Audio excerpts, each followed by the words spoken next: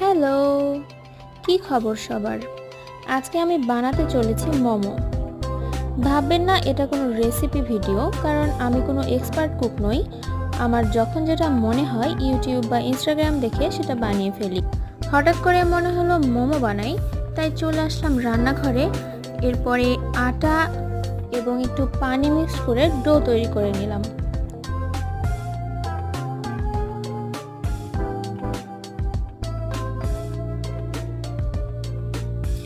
Do সুন্দর করে তৈরি করা হয়ে গেলে এরপরে রুটির শেপ দিয়ে সেগুলোকে বানিয়ে ফেলবো। রুটির শেপ দেওয়া হয়ে গেলে ছোট ছোট শেপ করে কেটে নিয়েছি। এই দেখেন কতগুলো মোমো হবে আমার আজকে। এরপর পুর হিসেবে ব্যবহার করেছি চিজ, চিকেন এবং প্রন।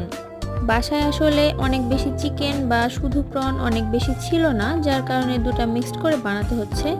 আর হ্যাঁ, সাথে ধনেপাতার একটা সস বানিয়েছিলাম, সেটাও দিয়ে দিয়েছি যেন একটু টেস্টি টেস্টি হয়।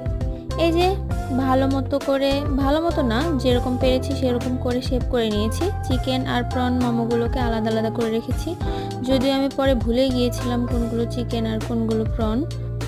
কিছুটা রান্না করব, বাকিটা ফ্রিজিং করে রেখে দিব। এই যেগুলো রান্না করব,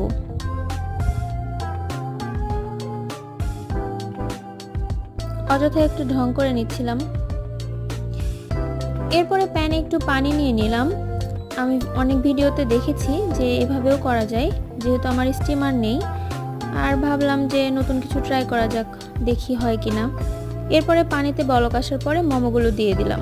মোমোগুলোর শেপ এক একটা এক এক রকম হয়েছে, খুবই হাস্যকর লাগছে। এই তো এর মধ্যে মোমোগুলো হয়েও গেল। আমার মোমোগুলো ফুটো হয়ে গিয়ে চিজগুলো বাইরে চলে এসেছে, তাই এই পানিটাও নিয়ে নিলাম, নষ্ট করলাম না। সাথে সুইট চিলি সস নিয়ে নিলাম। এই তো হয়ে গেল কমপ্লিট। এখন খাওয়ার পালা। Bye bye.